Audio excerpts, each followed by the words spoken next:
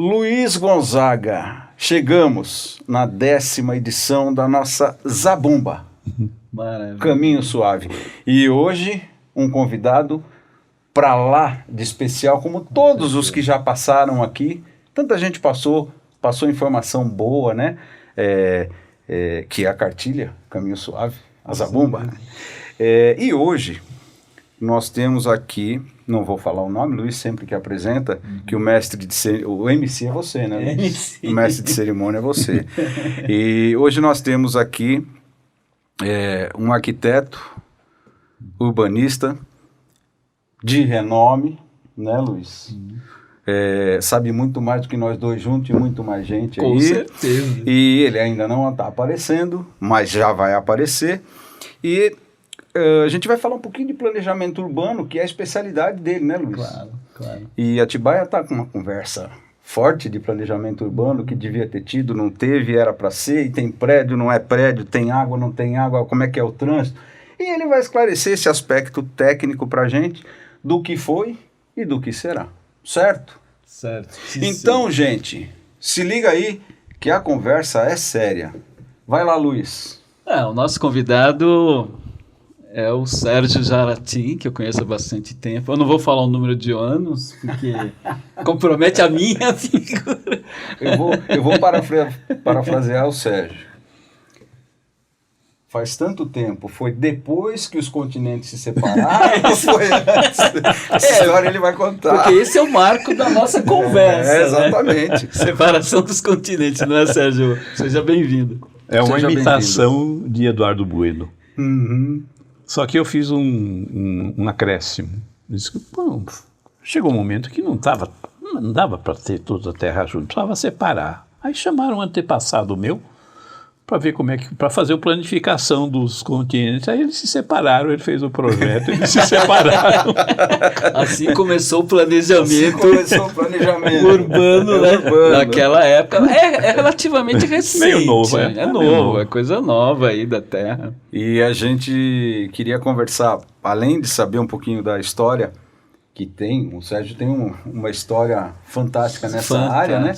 A gente queria saber quais são o futuro de Atibaia urbanístico pelos olhos de uma pessoa com tanta experiência assim, né? Bastante. Que conhece. Então, puxa o trem, Luiz, que é contigo. Sim, eu acho que nós já tivemos uma conversa prévia com o Sérgio e eu acho que o nosso papo, né, Vila, não pode deixar de incluir Santiago de Cuba. Com prazer. Então pode... Nossos ouvidos... Eu sou filho único. Meu pai era contador, daqueles que foi contador a vida inteira, ligado com os números, com as coisas financeiras. E no entender da família, eu ia fazer alguma coisa ligada às ciências da matemática, engenharia, ia ganhar bem, ia poder fazer a faculdade que meu pai não pôde. Mas, de tanto me aproximar das artes plásticas, principalmente chamo arte moderna, contemporânea, tinha uma grande amizade com o falecido Aparício Basílio, que foi o criador da Rastro, foi meu colega de turma, e era muito já enfronhado na questão das artes, e eu cada vez mais envolvido com isso, disse, eu não quero engenharia. Aí fui procurar a coisa mais próxima da engenharia que era paga para ser feita. Arquitetura. Arquitetura, sim. E aí, por essa decisão, que não foi sem uma certa oposição da família, né? Mas por essa decisão eu fui me enfronhando um pouco e fui gostando. E fiz 2 vestibulares, porque no primeiro vestibular, que eu fiz concomitantemente ao último ano do colegial, a gente não fez formatura, a gente montou uma peça de Martins Pena, Os Irmãos das Almas, para comemorar a formatura. Que legal. Fomos buscar Alfredo Mesquita na Escola de Arte Dramática, pedir ajuda para um diretor, ele designou Geraldo Mateus. Geraldo Mateus Torloni, irmão do político que foi Hilário Torloni, e pai de Cristiane Torlone. pai Viria a da ser pai de Cristiane. Cristiane Torlone. Sim. E ele nos dirigiu e durante esse ano a gente montou a peça. Resultado, eu descondei completamente do cursinho, tomei pau, não entrei. Mas no ano seguinte eu fiz o cursinho direitinho e entrei. E fiz a faculdade junto com o período Juscelino, que é conhecido como o que durou ao mesmo tempo da minha faculdade. Qual 60, faculdade? Qual faculdade que foi? 55 a 60. É Faculdade de Arquitetura e Urbanismo da Universidade de São Paulo, A FAUSP. famosa FAU. Ué. Que não era onde é hoje na cidade universitária, era um universitária. casarão magnífico, Art Nouveau, da família Penteado, que tinha doado para a universidade. Não sei se para fazer a faculdade explicitamente, mas eu sei que ficou lá. Ainda existe? Existe o prédio, a pós-graduação funciona lá. Ah, ainda é da USP, então uma funciona. parte, enquanto eu fazia pós-graduação, alguns cursos eu fiz lá. Ah, legal. E é uma maravilha de casa de arquitetura. Ele é um arquiteto europeu. E foi doado. Foi doado, Do lado para osso. Que legal. estilo Art Nouveau. Eu fiz os 5 anos lá. Coincidiu com o mandato de Juscelino Kubitschek. E foram os anos felizes do Brasil. Foram os anos dourados da música do Chico e de todo mundo que lembra um pouco daquilo. E era dourado mesmo. Você chegava segunda-feira, levantava, tomava café e ia para a rua, né? Ia para o escritório, onde quer que fosse. E parece que era uma semana de felicidade que se abria para você. Nunca foi igual. É. Maravilha, né? Música nessa época, Bossa Nova. na João 58, João Gilberto, João Chega de Gilberto. Saudade. Tom Jobim, Chega de Saudade. Exatamente. Nara Leão, Nara eu Leão. estava ainda na faculdade, se eu bem me lembro, estava ainda na faculdade. É isso mesmo. Teve um show no Mackenzie que estava João Gilberto, várias pessoas, e veio Nara Leão para fazer a primeira apresentação pública dela. E a gente assistiu lá. Então, isso veio tudo junto, né? Olha que Era legal. aquele período que dava tudo certo, o Brasil foi campeão do mundo. Sim. É verdade. Ganhou o Campeonato Mundial de Basquete. Denner fazia uma Denner moda que era fantástica, sim. top de linha. O A Pelé arquitetura fazendo brasileira gol. era Pelé Pelé fazendo gol. também. a arquitetura brasileira era Arquitetura. paradigma no mundo. Sim. O teatro bombando, Nossa, com o bombando Duvaldo o teatro. Viana Filho, que foi meu Ah, colega de verdade. turma na Caetano. Carnaval, marchinha, década de 50, É? arrebentando. Especialidade do Vila. E o cinema novo. Cinema novo. Opa! Glauber Rocha, né? Essa Em turma- São Paulo, o Rui Afonso dirigindo os jograis de São Paulo, que trouxeram Fernando Pessoa para o conhecimento dos brasileiros. Ou seja, só tinha gente ruim. Né? Na cultura, É, toda na a área, cultura, só né? tinha. Eu fiz. E tive professores, Vila Nova Artigas, Paulo Mendes da Rocha, Joaquim Guedes. E na área da engenharia, porque a arquitetura foi desmembrada da engenharia. Antigamente era uma especialidade da engenharia. Certo. Então, vieram os engenheiros para ensinar as matérias técnicas. Figueiredo Ferraz para concreto. Olha só, hein? Que foi prefeito de São Paulo. Só gente... Lucas Garcês, hidráulica, Que temos a foi nossa vida, a governador. nossa Alameda Nogueira em Garcês. Atibaia. É. e que designou um prefeito, como era governador. Atibaia é estância, naquela época as estâncias não elegiam. Eram designados. Ele designou, Designados. né, Como foi? Acho que Dr. Omar também. Não foi eleito, foi designado. Acho que não lembro Na por quem. época, né? Não lembro por quem, se não me engano foi. Geraldo de Barros, né? Você está se referindo? Geraldo Geraldo Barros. de Barros, né? Ele era daqui, Ele era daqui de Atibaia, né? era cineasta. Exato. Tinha um cineasta, não sei bem agora. Com esse nome também, né? Não, é o mesmo, é a mesma figura. acho que É a sim. mesma figura, né? Geraldo de Barros. Tinha André Carneiro, do André Santa André Carneiro, Carneiro, sim. que eu conheci no André Carneiro. festival, eu fui em 54, Festival Internacional de... festival, um congresso internacional de literatura. Sim. Olha que Estava legal. William Faulkner. Como eu Miguel queria ter Torga. vivido? Eu falava para Miguel minha mãe, Torga. na questão musical, mãe, eu queria tanto ter vivido a Bossa Da Nova. Bossa Ela falou, mas não tinha jeito, porque se eu tivesse você, teu avô me matava, então não ia dar certo. né? Eu tinha que casar Naquela primeiro. época, Não ia dar não certo. era uma coisa muito adequada. E aí, eu nasci em 64, quer dizer, a Bossa Nova já tinha ido, já tá Jovem Guarda por ali, né? Música italiana aqui entrando também. E o Rio de Janeiro? Rio de Janeiro. Rio de Janeiro, Você ia né? para o Rio de Janeiro? Coisinhas pueris, assim. Era a lotação, não tinha... Ninguém tinha carro na época, ainda. Não era um tempo. Tinha ônibus, mas tinha o famoso lotação. Aí você pegava a lotação, aí na lotação uma coisa mais fácil, você começar a fazer uma conversa. Parece Lisboa hoje em dia. Que é assim Você ia também. conversando, No né? bonde você faz Já faz umas amizade conversas. ali. Você vai conversando. Aí o cara, você vai descer onde? Aí eu vou descer ali na esquina. Tá? Ah, desce uma antes. Vai comigo lá, vamos tomar um negócio. O cara não te conhecia você no lotação. E já... E o Rio era aquela coisa, né? Sem dúvida. Aquela coisa. Era Eu acho que é uma felicidade para quem viveu essa época, né? A época do bonde em São Paulo, época que as pessoas ficavam sentadas na porta de casa, no calor, Nossa. conversando com o vizinho. Como tinha? Que bom que devia ser isso, né? Nossa. Que delícia. E por falar em cidade, em sentar na rua, que hoje está meio complicado, e nossa Atibaia, para onde vai? Mas eu ainda estou esperando o Sérgio chegar em Aí. Santiago de Cuba. Ah, Foi Santiago de Cuba, verdade. Não, eu não estou com pressa, mas eu quero que É ele muito seja rápido, pressa. é muito rápido. Não tem a A culpa de eu estar fazendo o que eu faço, o que eu venho fazendo, já faz 60 anos, é dos americanos. Sabe o que eles fizeram?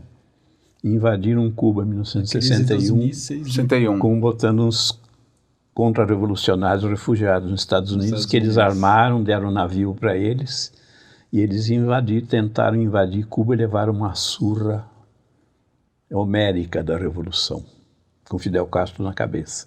Sim. Isso 59, Eu né? tinha Pra 60. escritório, não, foi 61. 61. Eu tinha escritório nessa época, Em São Paulo.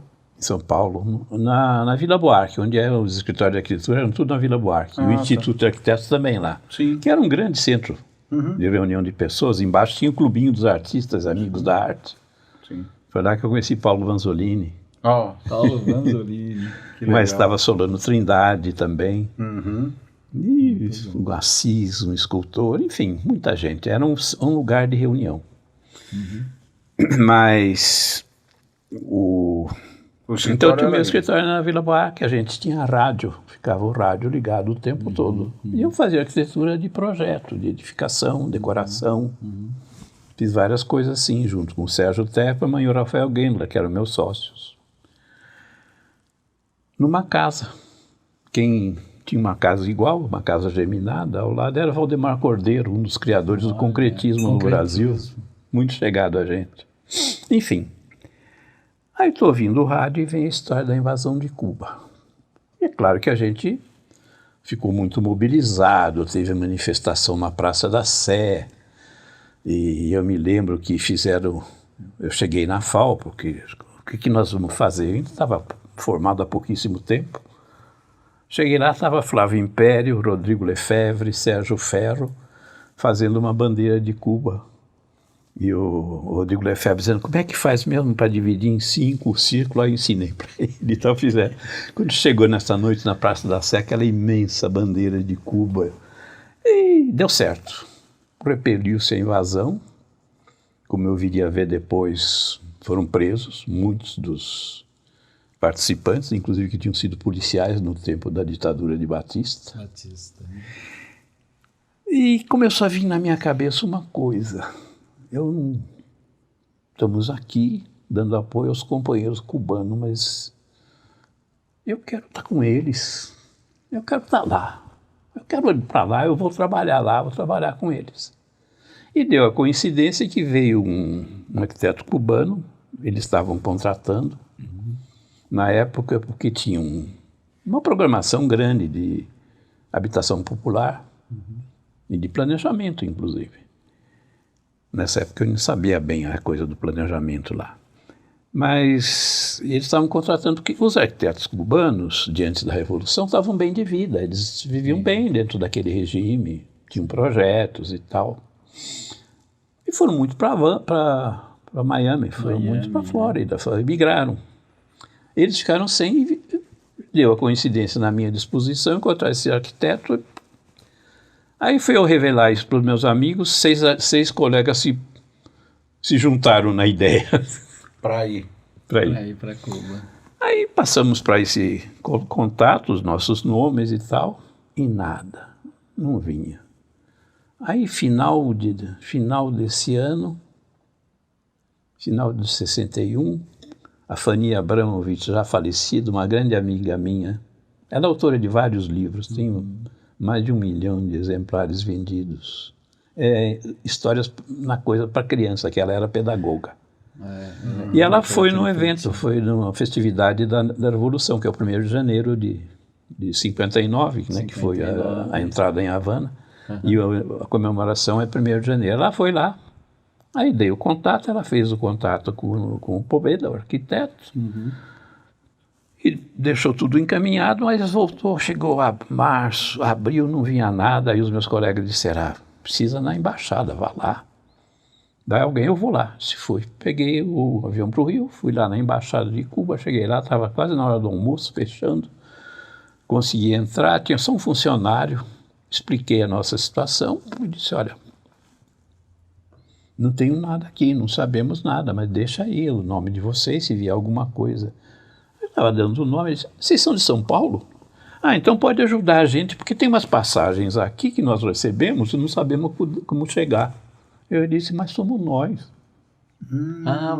Já estavam lá as passagens para vocês. Nossa, que beleza, hein? Quantos anos tinha o Sérgio Zaratin nessa época? Isto era 62. Não tinha essa 36, 46. 20 e poucos. E 6, 52, 62. Tinha 20 e poucos anos. 20 e poucos anos. Novinho. Era novinho. Continua novinho. Continua. Só está mais experimentado.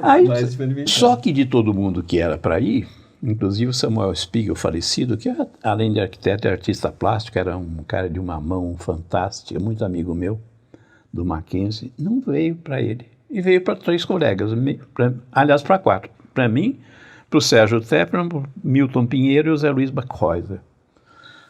O Sérgio Tepper, nesse meio tempo, tinha ganho uma bolsa para a Itália. Então estava só nós 3, fomos lá embora nós 3. Chegamos lá, fomos ao Ministério da Construção, né, que era o ministério, onde se trabalhavam os arquitetos. Aí, sim, companheiro, muito bem e tal, mas tem tanta falta de arquiteto que nós não sabemos ainda. Espera um pouco de tempo. Vocês estão alojados? Estamos lá no hotel, Havana Livre, antigo Hilton. Espera lá que a gente vai arrumar. Todo início de semana, uma semana, na segunda semana a gente ia lá, no ministério. Para saber se... E quase sempre conseguimos falar com o ministro. Aí estamos lá, um dia falando com ele, tinha uma pessoa ali. Aí viu a gente conversando e perguntou, o que é que eles são? Disse, não, são arquitetos brasileiros que vieram trabalhar aqui em Cuba. Me lo llevo. Me hace falta. Me hace mucha falta, arquitetos. Disse, não, mas a gente tem que pôr cada um, expor, no horta. Eu me lo llevo para Santiago de Cuba. Fomos para Santiago de Cuba. Uau. Aí eu comecei a trabalhar já no planejamento? Não. Ainda não, planejamento, projeto de edificação. Edificação ainda.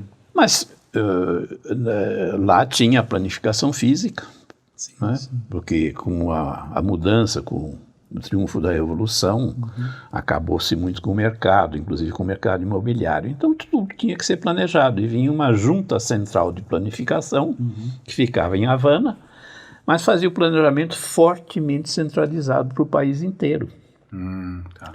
E aí eles precisavam de ter gente em cada regional, em cada região. O sistema lá não é federativo, é província, né? Província. E a província de Oriente, onde ficava Santiago de Cuba como a capital no sul e uma cidade maior em Holguín, no norte. E aí era uma regional, essa regional pegava só a parte sul, que hoje é a província de Granma. Grandma, Grandma, que é o nome do iate. Do jornal, né? Também, né? Também. Do jornal. Também. E é o nome de um iate, quer dizer, do iate. grandma, avó. Grande mãe e Que avó. era o nome do barco, era o grandma. nome do barco que os revolucionários vieram do Revolucionários, México. E aí eu fiz contato, conheci, né? Os três ficaram juntos? Juntos. Aí Os três vocês no mesmo ficaram lugar. juntos. Todo mundo trabalhando em edificação. Aí eu fui lá, fiz contato. Alguma coisa eu acho que eu tinha de mais fácil para o planejamento, porque Sim. o que eles faziam era muito o que o Anhanha Mello tinha ensinado para a gente na faculdade. Aqui em São Paulo. Anhanha Mello, Lauro Birkholz, Breno Nogueira, que foram os nossos mestres lá. Mestres na FAO. E Tudo nome de rua. Tudo nome de rua, né? muito baseado no urbanismo inglês. Eu tinha tido o muita modelo facilidade de me era aproximado inglês. disso. Quando eu vi o que eles faziam, deu assim muita. Aí aconteceu a coisa mais importante da minha vida. Agora que eu quero ver. Agora que eu quero ver. Agora que vai começar o episódio. Agora vai. Será que ele casou? Pode ser. Será que não? Não, uma mulher no México resolveu dar o divórcio para Eu o marido sabia. dele. Tinha mulher no meio. Para o marido dela. Ela estava na cidade do México e o marido dela era mexicano, filho de catalãs que tinham fugido para o México com a Guerra Civil da Espanha. Ele nasceu lá, cresceu lá. E ele fazia planejamento lá. E essa mulher, a mulher dele, estava no México e ele esperando o divórcio. Quando veio o divórcio, ele ficou louco, porque queria divorciar. Ai, tenho que ir. De repente não estava mais. Foi embora com a filha, com a mãe, que estava tudo lá em Santiago. Aí o pessoal me chamou. Me chamou lá para o planejamento. Tudo bem, eu não escolhi trabalho, estou aqui para fazer o que der. Então você vai ficar aqui. Nós temos toda a regional. A capital, Santiago de Cuba, tem um teto argentino, Fernando Vivan, porque ele vai cuidar da capital, cuida da capital. E você é o resto. Eu digo, sim, e que plano que eu vou fazer? Disseram todos. Todos? Como Só? todos? Não, peraí, como todos? Não. Todos os demais municípios estão por sua conta. E era muita coisa, né? Eu não tinha 2 anos de formado. Imagina. Você sabe o que é? Revolução é isso. Tudo bem, vamos lá. E era um planejamento, por assim dizer, online. Por quê? Porque realmente os mercados locais estavam todos detonados. Não tinha mercado imobiliário. Estava muito fortemente centralizado o poder na época. Então vinha as decisões da Junta Central de Planejamento e você tinha que dar o aval da localização para terminar como eles chamavam, tarefa de inversão, que é o expediente.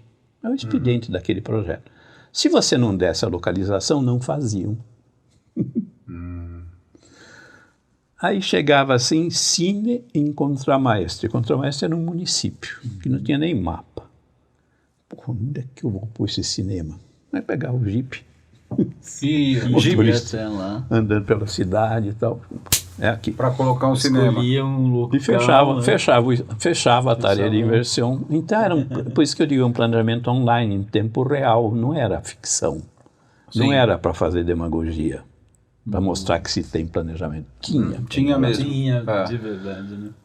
Eu trabalhei nisso. Entendi. Então, por isso que eu Foi digo... quanto tempo? É isso que eu ia perguntar. 3 anos. 3 praticamente, anos, perto de 3 anos. Velha experiência, hein? E, na verdade, ia ser mais, porque não tinha porquê eu vir. Mas o meu passaporte estava vencendo. O Brasil tinha sofrido o golpe de 64, que tem gente que ainda chama de revolução. E o Brasil tinha rompido relações com Cuba. Sim, e quem estava representando o Brasil era a embaixada canadense. A embaixada canadense. Aí cheguei lá, quero renovar. Isso não podemos. Não, mas vocês não representam o Brasil? Não, mas não para isso. Aí como é que eu faço? Você pode escrever para o Ministério de Relações Exteriores, né? Contar e solicitar, e aí a gente ajuda a tramitar aqui. Aí eu pensei, eu vou escrever para essa corja fascista que tomou o poder no Brasil, que derrubou o governo legítimo para pôr uma ditadura, eu não vou me corresponder com eles. Cheguei lá no Ministério, expliquei a situação e disse, preciso de férias. Sim, tudo bem. Me deram férias, estava no finalzinho da vigência do passaporte. Peguei o avião, Havana, Praga, porque não podia vir pelo México. Porque seria mais natural você vir pelo México, geograficamente. Geograficamente, Só sim, que no México, no aeroporto do México, tinha uma espécie de fila indiana, onde quem vinha ou ia de Cuba passava por aquela fila cheia de provocadores da CIA. Puxa, nos dois lados do corredor. Nossa. Por isso a gente passou quando foi para lá. Uau! Um corredor assim, a gente no meio, e os caras fazendo todo tipo de provocação. Sim. Que havia uma tensão política. Tem que ir vai para Praga. Sim. Aí fui para Praga, passei uma semana deliciosa em Praga, que é lindo de Linda morrer, cidade, uma cidade maravilhosa, uma cerveja fora de série. Quanto tempo demorava essa viagem nessa época, do Brasil até lá? Do Brasil? Fazia escala. Fazia escala? Fazia escala em Lima. Ah, tá, Peru. Fazia escala, acho que, não sei se... em Bogotá. Ah, sim. Fazia escala até em algum país do Caribe, acho que... uma daquelas ilhas. Não sei se foi na República Dominicana, inclusive. E na volta foi por Praga, então? Fazer escala em Gander, no Canadá. Uhum. Depois em Shannon, na Holanda, e depois em Praga. Nossa, que loucura. Volta. Que viagem. Aí em Praga conheci brasileiro lá, tinha um radialista brasileiro que trabalhava em programas em português da Rádio Praga, me convidou para fazer uma entrevistazinha com ele, ganhei um dinheirinho em coroas lá, foi bom. Que bom, que legal, né? E depois a etapa seguinte era Paris. Sim. Mas eu fui em Praga, cheguei, quero renovar o passaporte. Mas aqui, você sabe como é aqui? É um país da cortina de ferro, teve a revolução no Brasil. Eu digo, mas não tem nada com isso, eu não estava no Brasil. Nem lá fora, né? Mas fica difícil para a gente. Sabe o quê? Nós vamos dar uma renovação parcial. Você não vai para Paris? Eu digo, a escala minha é Paris. É Paris. Então lá é tudo mais fácil, você tira... Tudo bem. Fui para Paris. Aí dei entrada nos meus documentos, lá no consulado, e fiquei guardando.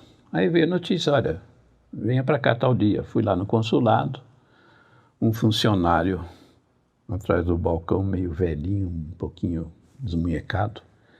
O cônsul que fala com o senhor. O cônsul que fala com o senhor. Vamos lá falar com o cônsul. Não era como vocês estão aqui, era uma mesa mais alta assim, ele sentado assim, uma figura meio não obeso, mas meio fortão assim. Forte. Uhum. Eu sentado aqui, o senhor está querendo renovação do passaporte? Ele porque inclusive tem um emprego em Londres que está me esperando, que o Sérgio Tepa não tinha me arrumado. Um emprego na região metropolitana de Londres. Então, mas eu não posso ir sem tal renovação do passaporte. Mas veio de um país comunista? De Cuba? Mas o que o senhor foi fazer em Cuba? Você foi trabalhar lá, eu sou arquiteto. Trabalhei em planejamento lá. Mas não tinha trabalho no Brasil, eu tinha um escritório. Mas eles faziam umas experiências interessantes de pré-fabricação que eu não conhecia e me interessou muito. E por isso. Mas é um país... O Brasil rompeu relações. Eu digo, eu sei. É por isso que eu estou aqui, porque o Canadá, que representa o Brasil, não podia renovar o passaporte. E por que não renovou em Praga? Eu disse, olha, não posso lhe responder. Seus colegas é que podem dizer, porque eles que disseram que é muito difícil a situação lá. E deram essa renovação parcial, mas isso é muito irregular. Eu não respondo por isso, eu fiz o que me mandaram. Tava difícil essa época, hein? Aí, sabe o quê? Eu não vou lhe dar renovação. Se o senhor quiser, escreva para o Itamaraty, conte circunstanciadamente a sua história, por que o senhor foi parar em Cuba, o que o senhor fez lá, e peça autorização, e se eles derem, eu emito. Digo, tudo bem, mas quanto tempo vai demorar? Sobre isso eu não tenho controle. Digo, mas eu vou ficar sem passaporte vencido aqui. Tendo que esperar. Eu não vou poder ir para Londres, pegar o meu emprego. E vou estar irregular aqui. Eu não vou poder viajar. Disse, você pode voltar para o Brasil. Eu digo, mas eu não estou interessado em voltar para o Brasil. O senhor está suspeitando que eu vá fazer alguma coisa lá no Brasil, alguma atividade política? Não é. Vou trabalhar, eu vou com minha família. Estou de férias. Não houve o que mudasse. Não deu. Puxa vida. Aí eu fui pro hotel, digo, eu vou escrever para essa canalha, mas não fiz isso lá de Cuba, vou fazer aqui? Não, vou embora. Cheguei no Brasil, em Viracopos, no último dia de vigência do meu passaporte ampliado. Aí conseguiu. Estava lá meu pai me esperando, a prima dele com o marido, que aliás é de Bragança, era de Bragança, já faleceu, família Vilaça. Vilaça? Vilaça. Com 2 L's? Olha aí, ó. De Bragança, aí, ó. de Bragança. De Bragança. Tem Moari, um lado da família. Moari. É com 2 L's esse Vilaça, o senhor lembra? Acho que é. Então, é da família. É um braço. Um braço da Tem inclusive médico lá que é primo de segundo, porque a origem da minha família Vilaça é de São Roque. Só que ela tem Campinas, é a terra da Rosa Clias, a minha grande amiga paisagista. É a terra, sabe de quem? Do Juca de Oliveira. Juca de Oliveira. Era muito amigo da minha tia, exatamente. O Juca, tem mais um, eu vou lembrar já. Inclusive ele sempre estava na casa era muito amigo da minha tia, estava sempre na casa do meu avô, o Juca. Na época do Saramandaia. Lembra da novela? Que ele era o João Gibão, que voava, e não podia mostrar a asa, que ficava com vergonha. Aliás, nós precisamos fazer um programa de novela velha um dia desse. Já pensou? Vai ser bom. E aí tem um braço que foi para Campinas e para Bragança. Né? Mas eu não tenho muito contato. Às vezes pelo Face o pessoal escreve e tal, mas tem mesmo. Em Bragança tem, é verdade. Estavam lá me esperando, né? Uma coisa, eu estava embarcando em Paris, mas deu excesso de peso. Eu disse, gastei tudo que eu tinha direito, como é que eu vou pagar? E agora? Um fair play francês. Não, mas conversa com as pessoas ali. Contei a história, mas despache como carga. Eu digo, mas onde é que eu pego no Brasil? Lá não, quando o senhor chegar, pega lá. Maravilha. Que bom, né? 2 malas cheias de livro e tal. Né? Você já comprando livro. E eu querendo passar rapidinho, né? Meu pai, a prima lá esperando lá. Disse, o senhor é estudante? Eu digo, não fui. Cheio de disco cubano, cheio de livro de Cuba, dos grandes autores, Alejo Carpentier, Nicolas Guilhem, Benny Moré. Que maravilha. Aragão. E aí foi a volta pro Brasil. E eu dizendo, não, vamos rapidinho, vai liberar. Não, você não quer tomar não quero ir embora aqui no aeroporto. Uma pressa de chegar em casa. Estava pensando que eles iam me grampear lá no porto, depois daquela entrevista, né? Com aquele cônsul, que aliás eu vou fazer uma crônica, que eu gosto um pouco de escrever, coisa assim meio tipo crônica, e vai se chamar A Metamorfose do Diplomata. Quando o diplomata vira tira. Sim. Eu estou só esperando conseguir o nome do distinto que eu não guardei, não trouxe, para botar na crônica. Fomos para São Paulo. Aí fui para casa dos meus pais, eu sou filho único, não tinha nenhum namoro fixo no Brasil. Morando na casa deles, com o carrinho dele, andando pela cidade de Fusquinha Cinza. Ei, grande Fusca. Na noite de São Paulo. Na noite paulistana. Imagina, um Fusca na noite de São Paulo, em que ano? 65. Imagina 65. Só. Era bom. E aí procurando trabalho, né? Procurando o que fazer. Aí apareceu o trabalho de planejamento. Então, Mais por uma causa vez. que aquela moça que eu nunca conheci lá no México resolveu dar o divórcio, é que eu estou aqui hoje. Que bacana, hein? Ela não sabe o que esse divórcio provocou. Olha. Se você ela é contar para o responsável. Luiz Felipe Pondé, ele vai dizer, é isso mesmo. Ah, Essa ô, história de que Luiz. tem leis regendo tudo, Sim, não é não. Não é. Não é isso. Eu acho fantástico, Luiz, os raciocínios do Do Luiz Pondé. Felipe. Eu acho que ele Pondé, ainda Pondé é é professor grande. da USP de filosofia, Eu se acho não me engano. não sei se era da USP ou da Católica, não tenho presente. Nossa, ele sempre vai é no Linhas Cruzadas, né? Fantástico, sim, é Linhas fantástico. Cruzadas, Ele, excelente fantástico. O programa. raciocínio. Eu tenho um conhecimento assim da Conhecimento literatura, e humor do também, né? cinema, Muito bom. Sim, fora é de verdade. série. O Luiz Felipe Pondé é um Fora cara de série. fantástico. É a forma de ver É, e com humor, né? com Às vezes ele tá humor, falando de sempre. coisa assim, até de certa forma Muito pesada. crítica, pesada, mas ele coisa sempre coloca uma pitadinha de ironia, de humor, né? a Ele teoria da excelente. caverna lá, das É. sombras. Um dia eu vi ele falando. Sim, parece que ele está contando para criança. É, E né? é uma coisa com uma profundidade enorme, né? É enorme. Bem E legal. aí eu cheguei. O Brasil era uma época que tinha um surto, eu diria, de planejamento. Era um Porque momento, o governo federal do Castelo Branco, com o Roberto Campos de ministro do Planejamento, tinham pretendido criar um sistema nacional de planejamento local integrado, que consistia em financiar planos diretores para os municípios, para que eles contratassem os planos junto à iniciativa privada. E tinha um órgão de assessoramento, que era o Serviço Federal de Habitação e Urbanismo, o CERFAL. Ah, E esse que sistema eles entra o montaram. Cefal. E começou a se fazer plano diretor. Mas antes disso, antes de eu entrar nisso, eu fui trabalhar na cooperativa de Cotia, em São Paulo, lá em Pinheiros, que hoje nem tem mais. Aqui, Para fazer o quê? O estudo de localização da nova sede deles. Ah, que bacana. Colegas que estavam trabalhando lá me indicaram, eu fui trabalhar lá, trabalhei lá um pouco de tempo, mas logo depois entrei numa empresa de planejamento, a Asplan, assessoria em planejamento, que estava fazendo os planos de Diretores. Mogi das Cruzes e Bragança Paulista. E Bragança, olha aí, tá que chegando, legal, tá chegando. Tá chegando, Então, hein? pera um pouquinho. No tempo, sabe de quem em Bragança? Ah. Do prefeito? Lourenço Quirit. Nossa, que legal.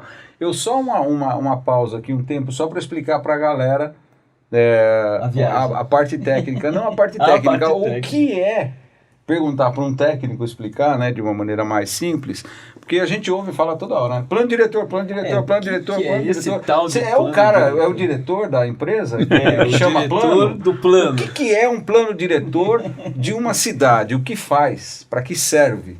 Exatamente. Então, aqui se fala indistintamente plano diretor de uma cidade e de um município. Na verdade, plano diretor, pela regra, pela disciplina, pela gramática, vamos dizer, é do município inteiro. Sim. Tá, Nunca é da cidade. entendi. A cidade sempre está inserida num território maior, que é o município Certo. todo. E o plano é para o município. E é um plano, vamos dizer, é um plano diretor de desenvolvimento. É a palavra, às vezes, meio mal vista, mas é o que é, uma coisa assim, Sim. de desenvolvimento global daquele município, que envolve crescimento econômico, atendimento social, Sim. a infraestrutura física, Água, energia, esgoto. infraestrutura saneamento, técnica, espaços, Espaços urbanos. cultura, Sim, isso tudo está inserido estética, na cidade, sim. urbana. Estética urbana. Teoricamente, também. então, de uma forma bem concisa, se eu estiver errado, por favor, me corrija, é para que lado a cidade vai crescer e como? Entre Mais outras ou menos coisas. isso. Entre Sim, outras. Por exemplo, um plano é um instrumento que você faz para obter determinadas finalidades, determinados objetivos, Certo. a partir de uma situação dada. É muito difícil começar um plano diretor a partir do zero. Do zero. Por exemplo, Brasília não tem um plano diretor. Brasília não é um exemplo de planejamento. Brasília tem um traçado de cidade feito por Lúcio Costa, até com uma dose de talento meio grande mesmo, reconhecida. Que é o plano piloto. Que é um plano piloto, só que é um plano de traçado viário, de habilitação de espaços para moradia, para certos serviços. Certo. Mas não é um plano diretor, quer dizer, você nunca supôs que Brasília deveria ter aquela população de mais de 3 milhões que tem hoje no Distrito Federal. E não se supôs, por exemplo, que aquele pessoal desempregado com o término da implantação inicial de Brasília iria continuar morando lá. E em que lugar? Não era no plano piloto, era nas chamadas cidades satélites. Cidades satélites. Sim, que tem várias ali, né? Para as quais não foi feito planejamento nenhum. Entendi. Aquilo foi seguindo assim, então não é um exemplo de planejamento. Entendi. E uma cidade que foi planejada para 500 mil habitantes, no Distrito Federal, que hoje tem 3 milhões. 3 milhões no plano, né? No plano diretor. No plano diretor. No Distrito Federal. No Distrito Federal. Então, Sem pelo que eu contar entendi, o plano diretor, ele parte de algo que já existe, ou seja, nós temos isso aqui. Sempre, né? Vamos crescer Pode até acontecer que você projete uma cidade nova. Por exemplo, existe um famoso exemplo mundial, que é a cidade de Chandigarh, na Índia, que é a capital do Punjab, província do Punjab. Foi projetado pelo famoso arquiteto Le Corbusier. É famoso. Então ele projetou toda a cidade inteira. Mas normalmente você parte de uma cidade que já existe. E que já tem população, tem atividade econômica. Malha viária. Tem infraestrutura. Etc, né? Você parte daquilo. Tem que arrumar. E para que horizonte? É o horizonte que você projeta. Você faz a projeção demográfica.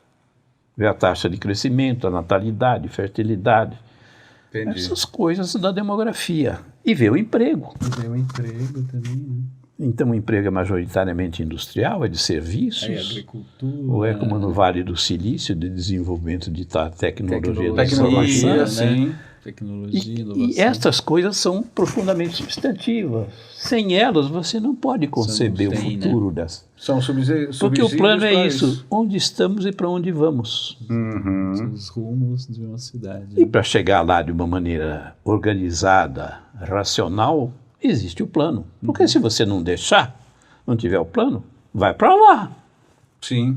Vai para esse futuro. Só que é um futuro sem controle, provavelmente sem qualidade, e massacrando muita coisa que a cidade tem de bom, que o município tem de bom. Então, o plano diretor é exatamente esse instrumento. É um plano diretor, e como trata de uma realidade viva, que é o município, né?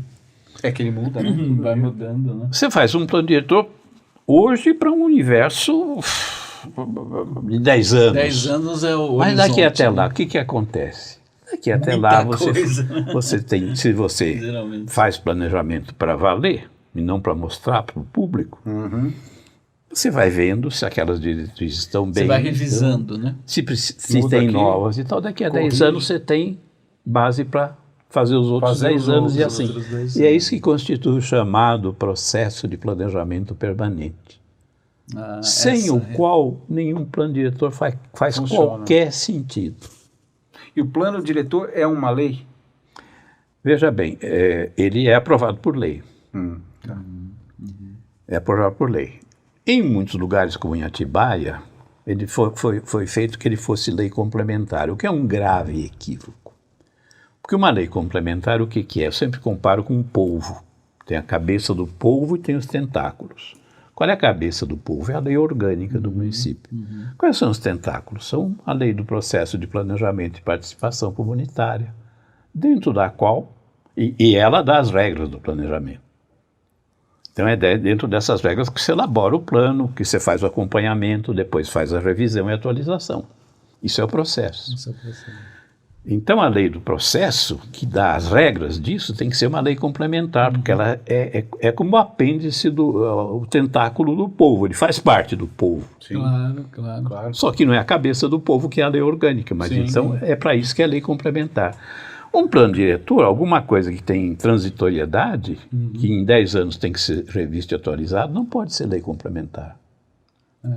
Pode ser uma lei para a qual, pela importância dela, você exige uma maioria qualificada na votação. mas nunca o caráter de uma lei complementar.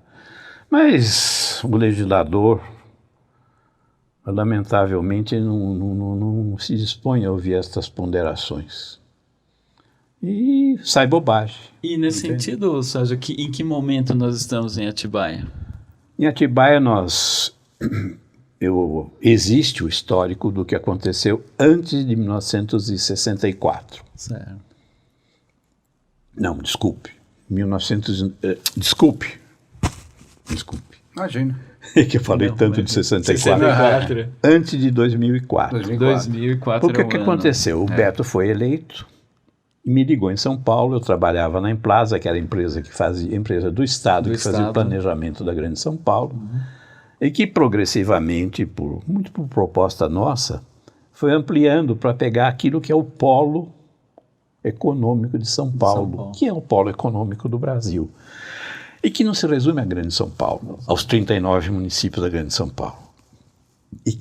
E os componentes desse polo, cada um tem um perfil. Então você pega Campinas, um desenvolvimento fantástico na área médica, mas na área da tecnologia e da informação, em Sorocaba. O Vale do Paraíba, com refinaria, com indústria aeronáutica. Verdade. Sim. O litoral, com porto. Porto de Santos. Com refinaria. E tudo isso com turismo misturado. E a região Bragantina, aqui no meio, onde está Atibaia. Então, passou progressivamente a Emplasa a atuar nisto que é o polo. Isso é que é o grande polo econômico do Brasil. Eu trabalhava lá. E Beto me ligou. Me disse, olha, vamos fazer o plano diretor, mas eu não posso pagar o que você ganha na Emplasa. Eu digo, não tem importância. Você contrata a Emplasa para fazer o plano de Atibaia. A Emplasa é uma empresa de planejamento do Estado, ela pode contratar sem licitação, ela contrata e eles me põem de coordenador. E foi feito. E foi isso que aconteceu. Foi feito um contrato, eu comecei a coordenar, trouxe a minha ideia de que você tem que ter uma base jurídica sólida, material para o processo de planejamento. Então fiz a proposta de mudança na lei orgânica para inserir um dispositivo que diz que a lei do processo de planejamento é obrigatória na condição de lei complementar. Lei do processo de planejamento e participação comunitária. Entreguei para o município, foi para a Câmara, ficou em discussão e começamos já a fazer a pesquisa para o plano diretor de Atibaia. Quando estávamos no meio dessa pesquisa, a Emplasa me pôs na rua. Aliás, eu tenho um histórico de ser posto na rua por vários, inclusive na prefeitura de Atibaia.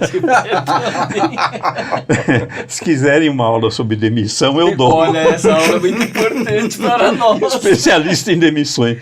Só o PSDB me pôs na rua 2 vezes, no estado de São Paulo, na empresa do Estado.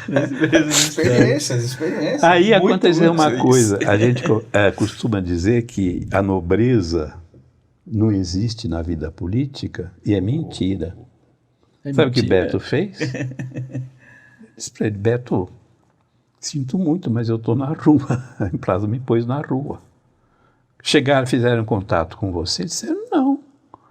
Como é que vai continuar o plano? Não disseram nada para mim, eu não sei. Você entra em contato com eles.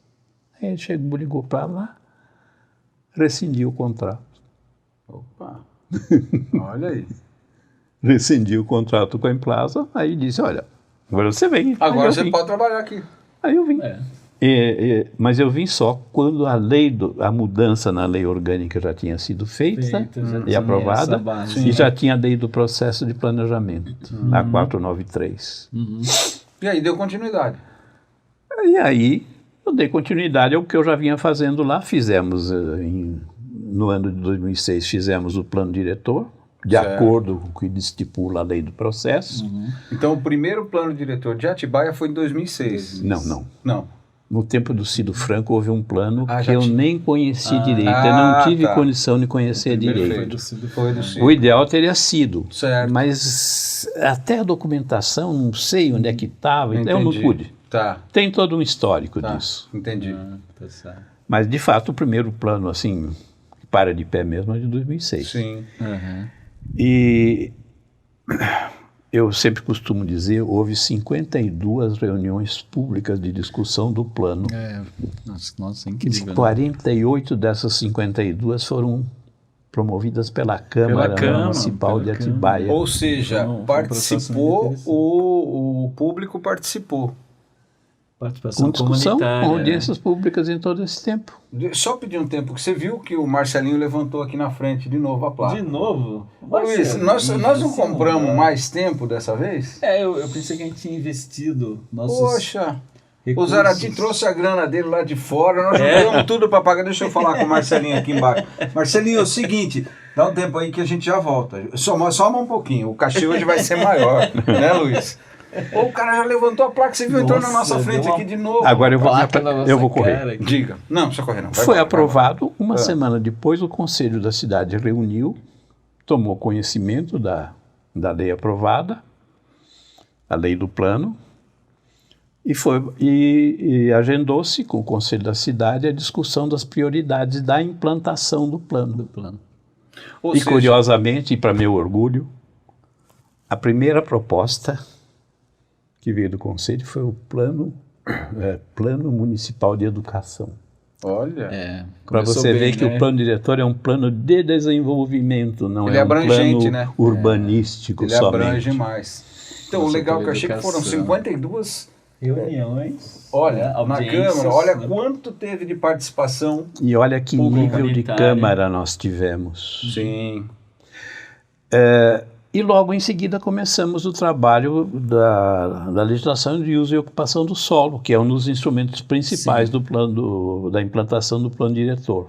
Que por minha, enfim, uma invenção. Eu pensei assim, nós temos um código de posturas, nós temos um código de obras, por que nós não temos um código de urbanismo e meio ambiente? Né? O Natural. CURMA, para dar tudo o mesmo famoso status. Famoso CURMA. E criei o CURMA. E foi feito e foi aprovado, inúmeras discussões também, Sim. e foi aprovado e passou a estar vigente. Quando acabou o mandato do Beto, estava tudo pronto. Aí assumiu o pediatra Denick, Uhum. e aí começou a degringolar a implantação do plano diretor. Você sabe, eu enfim, não me interessa falar de ninguém, Sim, não sim, nominar quase. nada. Sim. Mas o que a gente espera de um administrador, no posto, eu vi isso com Pugliese, Uhum. que foi presidente da Câmara, que substituía o Beto quando o Beto viajava. Eu vou te dizer, era um refresco despachar com o Pugliese. Uma inteligência viva, captava as coisas, decidia com coragem. Nossa, tudo que a gente quer.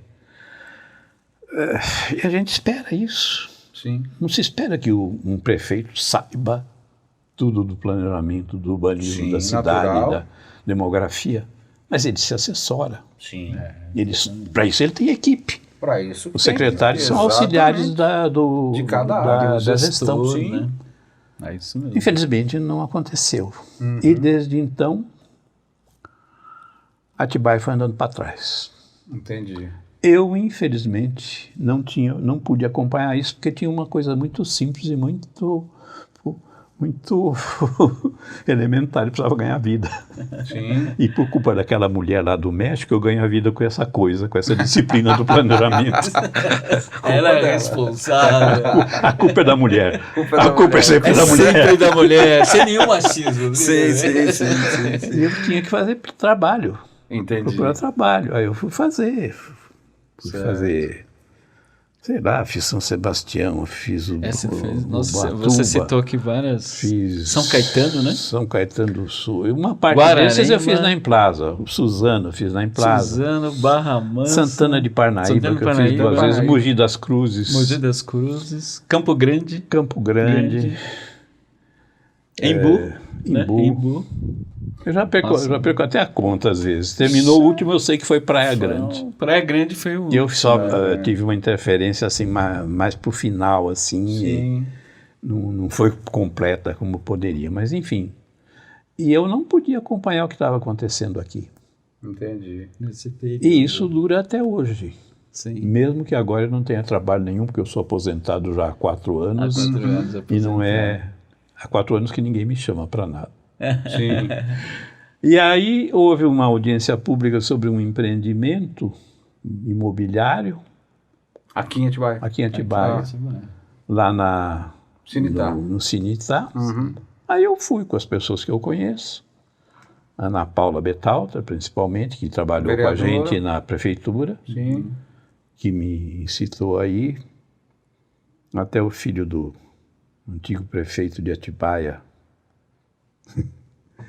que eu conheci já como professor na Faculdade de Saúde Pública. Meu primeiro prefeito que o Garcês nomeou. Ah, sim. Do Walter Ingrácia? Walter Ingrácia de Oliveira, cujo filho mora pertinho da minha casa, aqui no Walter Albino, Ingrácia, aqui no sensacional. na Vila Santista. Ele era sanitarista, se não me engano? Sanitarista. Exatamente. E ele que fez essa habilitação de onde está a Câmara, a Prefeitura, Exatamente. Ele o parquinho construiu tudo ali, isso. aquela coisa bonita de Atibaia. Também vira o nome de rua. E também Deve ter é nome virado. de rua. Será que nós vamos virar nome de rua? Eu acho que vamos, tomara. Espero que não, mas... Quer dizer, uma coisa que eu trago da experiência cubana, Sim. não pode ter nome de nenhum líder da Revolução em rua, avenida, praça em Cuba. Ah, é? Belo exemplo. Nem nome de escola, nome de nada. Muito bom, hein? Isso é muito bom. Revolução é Portanto, isso. Não é o que acontece por Nada aqui, de né, rua, Luiz? Luiz Gonzaga, Não. nada de rua, Vilaça. Nada disso. Revolução é isso. É. Então, aí eu fui e comecei a tomar contato com as coisas, as justificativas que davam. Até encontrei um ex-colega da Emplaza que trabalhava no estudo preliminar de impacto de vizinhança do empreendimento. E começou a haver mais contato com estas coisas. Sim. Certo. E aí veio a discussão do plano diretor, em que eu participei já com bastante intensidade em várias audiências. Lá atrás. Não, agora. Agora, nesse. A partir agora. do final de 2021, Ah, tá, Ger, nesse novo. nesse novo. E aí, numa dessas reuniões, em que a gente apontava as muitas inconsistências que existem nessa versão de plano diretor que a prefeitura preparou, ela está ilegal por diversas maneiras. Pela lei do processo de planejamento, a responsabilidade para que o plano diretor seja revisto e atualizado a cada 10 anos é do prefeito. E o não cumprimento dessa, pela lei. E vou te dizer quem foi, agora eu posso nominar porque é falecido. Claro. Pode. Quem trouxe esse preceito para a lei foi o falecido juiz Nelson Galvão de Nelson Galvão de França, França, que trabalhou com a gente na primeira versão que a gente fez ainda no governo Calegari, Sim. por uma razão fortuita que não dá tempo de explicar, nessa primeira versão. E ele que disse, mas uma obrigação na lei tem que haver a sanção pelo descumprimento. Tudo bem, como é que faz isso? Olha, o não cumprimento disso inclui Implica. em falta funcional grave e alguma coisa para o funcionário. 2016 era quando se tinha que ter o plano diretor revisto e atualizado. E Não se teve. fez nada. E quem era o Sancionou-se o prefeito que deixou isso acontecer? Não. Ao arrepio da lei. Pois O é. município de Atibaia esteve ao arrepio da lei. E começou-se a fazer o plano diretor, cheio de inconsistências quanto ao conteúdo mínimo, não tem uma projeção, não se sabe de que população a gente parte para chegar nas propostas. Não se sabe a que população se pensa para o futuro. Qual é o perfil da atividade econômica? Como são os empregos? Como é a situação da educação? Afinal, consta que o empresário que vem de fora para implantar em Atibaia não tem mão de obra, porque a mão de obra de Atibaia é desqualificada. Isso é uma verdade? Sim, isso aí a gente escuta O já há plano muito tem que tempo, ver. claro. É isso que o plano tem que ver. Tem que ver tudo isso. Senão não é um Isso é plano. que dá materialidade para lógico. o plano. Claro. Nada disso está. É inconsistente. Nada disso está. E nós fizemos essa crítica, para desgosto de alguns presidentes de mesa que me cortaram a palavra. Até eu fiz um desaforo, joguei os meus livros numa cadeira, bem ostentosamente. Ele não gostou. Mas, enfim, fomos fazendo isso. No meio dessas discussões, um dos técnicos da prefeitura presentes, quando denunciado que eles não estavam cumprindo a Lei 493, mas nós estamos pensando em fazer uma mudança na 493. Aí eu digo, não, mas a 493 rege o processo. Se vocês queriam fazer mudança, tinha que começar por ela, não para ela vir no final. Adiantou alguma coisa?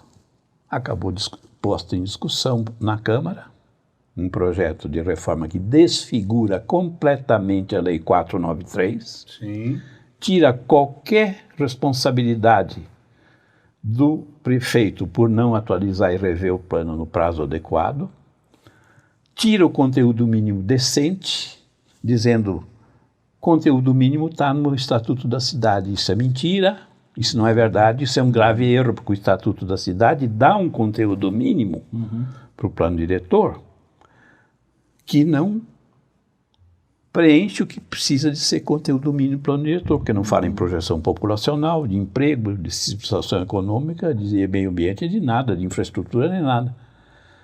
É muito limitado e equivocado o que o plano diretor, o conteúdo mínimo que o plano diretor lista no chamado Estatuto da Cidade. O Estatuto da Cidade é uma lei federal, 10.257, que veio para regulamentar os artigos da Constituição de 88 que falam sobre o planejamento urbano, que é a primeira Constituição do Brasil que reconhece, aliás, é a segunda, que reconhece o fato urbano como atribuição específica do município e dá alguns delineamentos para ele ser feito.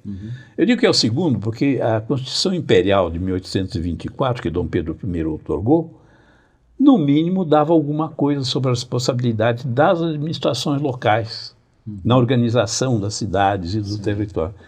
Depois disso nunca teve mais. Aconteceu em 1891, 1934, 1946, 1967, com a emenda 69. Nada disso, é como se o Brasil não tivesse cidade. Que loucura, né? Não, uma perguntinha só. E aí, então, nós estamos nessa situação. E vem de ser aprovado terça-feira passada na Câmara, contra o parecer de Ana Paula Bethalter, que votou contra, pediu aumento de tempo de discussão, foi rejeitado e por 10-1 aprovaram esse arremedo que a Prefeitura apresentou como lei do processo, planejamento e participação comunitária. Eu fico com vontade de perguntar, quem vocês pensam que estão enganando? Aqui não tem criança. Complementando a sua pergunta, eu vou fazer outra pergunta. Baseado em qual aspecto técnico ou qual informação os nossos edis mudaram? Alguém deu um subsídio técnico ou mudou porque o que estava com vontade? É projeto do Executivo. Então quem traz os subsídios supostamente técnicos é o Executivo. É o Executivo. Eu sinceramente não sabia de que isso já estava aí na linha de discussão. Desde que o técnico falou que iam fazer e eu disse, precisa ver o que precisa mudar. Nada é perfeito, nada é imutável. Sim, é verdade. Mas tem que saber o que vai mudar. Agora, para desfigurar, é fácil. Sim. Para mudar, para avançar, é difícil. Para montar alguma coisa... Isso requer responsabilidade, requer conhecimento técnico, requer um certo tipo de desprendimento que eu não encontro em Atibaia hoje. Luiz, alguma pergunta?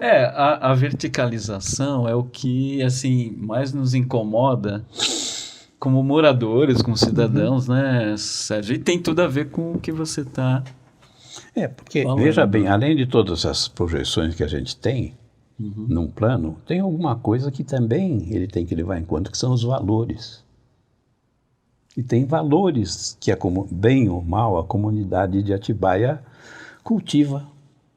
Um valor de uma certa beleza, uma certa paisagem, que é até fator econômico. Também, para o turismo e tudo mais. Né? Mas, se é para... você sair de São Paulo e chegar num lugar que só tem prédio, melhor não sair. Fica em São Paulo mesmo, né? Verdade, mas tem isso. essa verticalização, nós não podemos, eu inclusive como arquiteto, não posso ser contra a verticalização. Sim, é um avanço da sim. tecnologia. Não tem É um avanço da dúvida. nossa disciplina. Eu só acho que tem que ter planejamento. Só que tem que ter lugar. Sim. E quem dá esse lugar é o planejamento. É o Nós, por planejamento. exemplo, quando fizemos o plano em 2006, não se cortou a verticalização. Inclusive na lei de uso e ocupação, o CURMA que se seguiu, só que isso era uma coisa disciplinada. Sim. Exato. O que eles fizeram, o que as administrações de Atibaia fizeram a partir de 2006? Começaram a mudar a lei de uso e ocupação do solo sem mudar o plano diretor. Entendi. O que é infração, é uma delinquência. Eu não tenho outro nome para chamar. Quem não cumpre a lei dessa maneira está delinquindo. Eu acho que é delinquência. Como delinquência é passível de sanção. Não acontece nada. Mas se não tem planejamento é estranho. Como que, por exemplo, uma Câmara que teoricamente deveria, né, representar o povo, simplesmente descobriu onde é o melhor lugar para se construir prédio e tal? Tudo isso faz parte da cultura política brasileira e do nosso sistema político. Não é só no direito que eu sou metido a Você que entrar. já fez Eu também várias entro na vezes. economia política. Economia política daí. Na economia política. E eu tenho qualificado o nosso sistema político de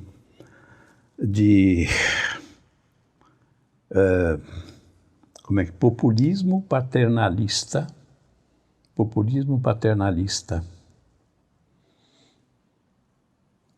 E é assim que funciona.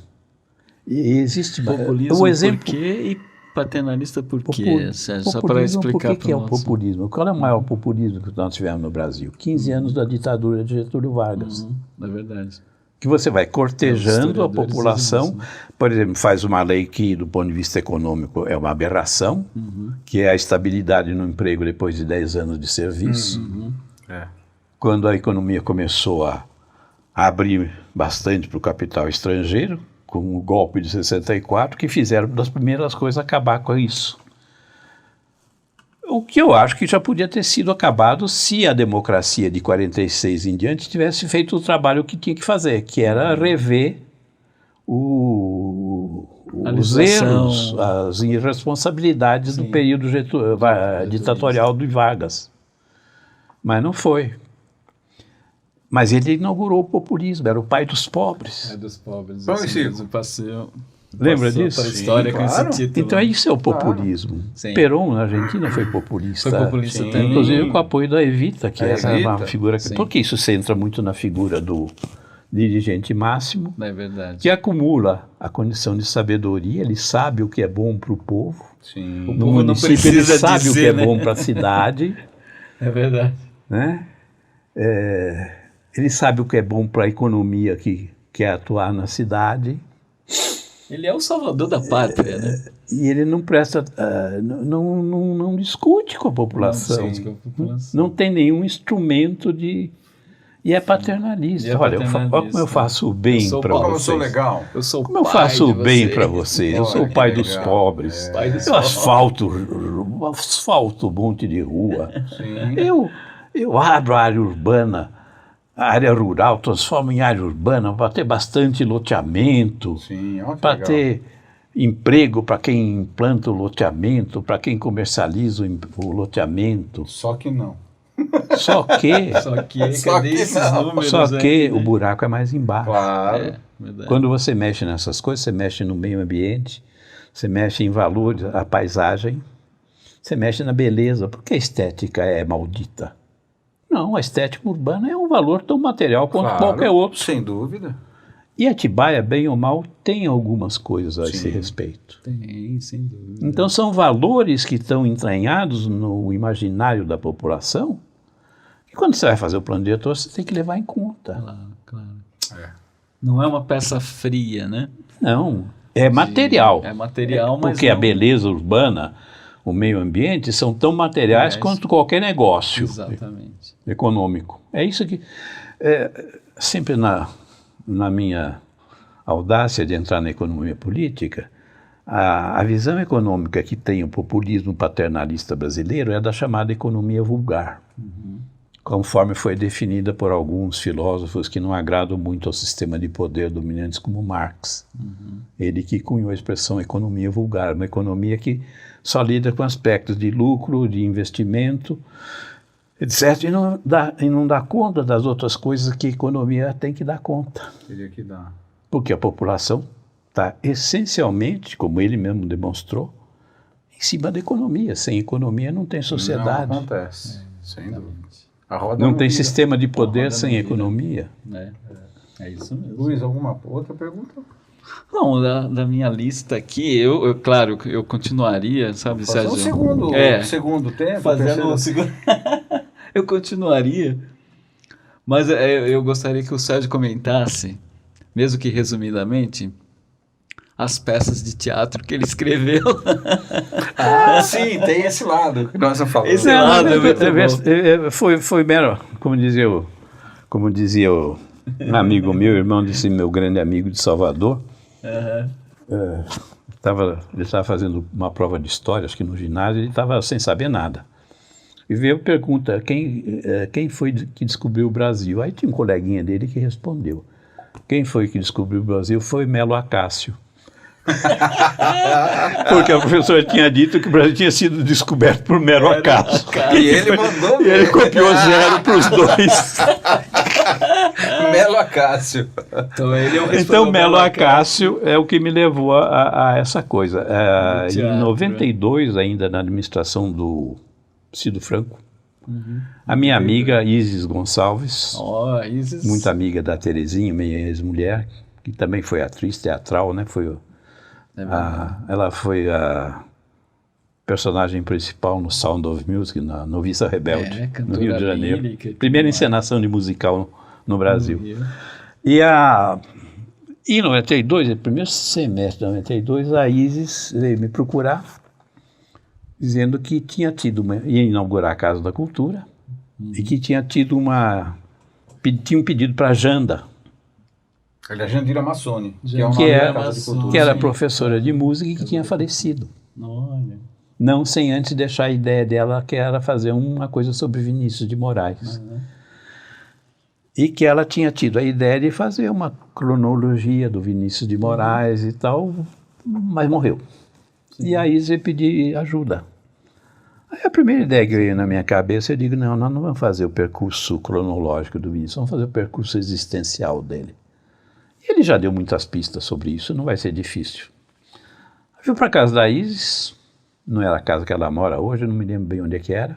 Sentamos na cozinha, na mesa da cozinha, às 2 horas da tarde, às 5 horas da tarde estava pronto. O roteiro dessa peça, que eu chamei de Revivendo Vinícius. Marcou e que ela dirigiu para a inauguração da Casa da Cultura. Foram mais de 40 pessoas no palco, tinha um coral. Um coral, como é a nossa amiga que cuida do coral? Magda Jarussi, talvez? Ai, não me lembro. Magda, Tinha 9 intérpretes, tinha um grupo de crianças, tinha uma voz solista. Dona Vilma Guzzi? Não é. Tinha bateria, tinha 2 guitarras, 2 back vocal, uma solista de voz. Enfim, era 40 pessoas no palco. E foi um grande sucesso. Foi muito bem recebida. E até a gente fez em mais de um lugar, mas infelizmente não teve continuidade isso até hoje. Mas ao mesmo tempo a minha hoje ex-mulher, que era minha mulher na época, a Terezinha, ela dava assistência para um grupo de teatro da Igreja Cristo Rei. E eles queriam fazer alguma coisa do Natal. Mas como sempre acontecia, ela dizia, faz aí um negócio. Eu fiz um auto de celebração do Natal. Que legal. Que foi encenado por eles na igreja, no Cristo Rei. Com mais de... Tem salão, né? Salão para... Sim. Com mais de 200 pessoas presentes. Que legal. Foi muito legal, porque muito exótico. Eu emprestei um pouco uma ideia que foi quando visitou, não sei qual Papa que veio ao Brasil, que alguém fez pessoas levaram oferendas para ele do trabalho que faziam. E eu entendo, em vez de concentrar nas figuras tradicionais do Virgem Maria, São José, o Menino Jesus, os Reis Magos, não é que não tivesse, mas começou com os intérpretes trazendo o que cada um tinha feito durante o dia. Então eu trabalhei lá no Alvinópolis, não sei o quê, eu trabalhei no tanque, eu fiz uma coisa, trouxe uma coisa que eu fiz. Que interessante. Bacana.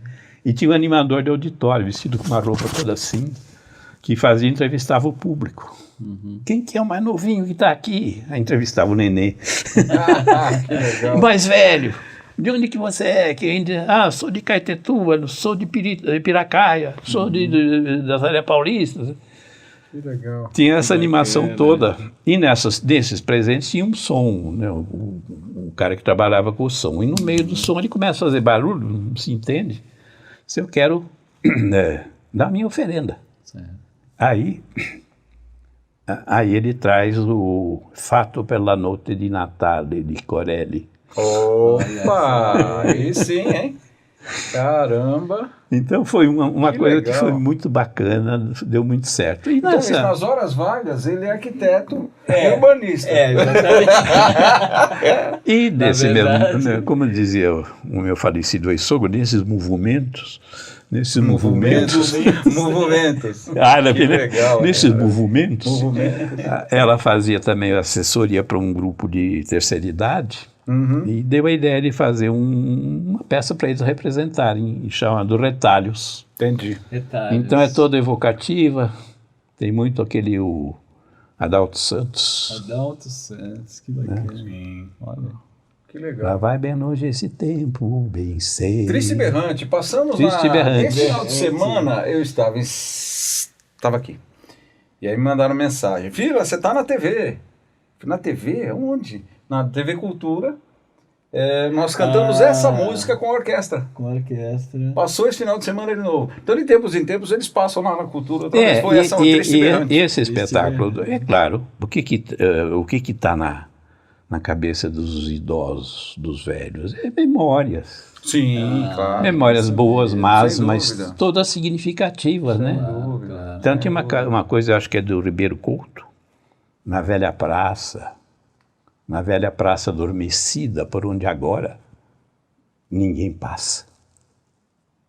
Parece que morreu a vida na velha praça adormecida. Então, isso aí no lindo palco, isso. no Lindo. palco Sim, funciona muito funciona bem. demais. Muito. Então foi as minhas aventuras no teatro. Bastante. Também, né? Também. Podemos? Podemos Fazer- encerrar? Deixa eu Não pedir sei, pra o pra ele. Marcelinho levantou. O Marcelinho uma placa levantou e de falou: novo. 5 horas que vocês estão Já aí. vocês estão não é falando isso tudo? demais. Deixa eu perguntar uma coisa. Claro. Tem coisa aí mais para perguntar? Não, Luiz? Tem, não. Já. Eu queria, na verdade, pedir, agradecer primeiro a todos vocês aí que estão vendo, aprendendo bastante sobre urbanismo, eu também, Luiz também, Também. com o sem Sérgio. dúvida.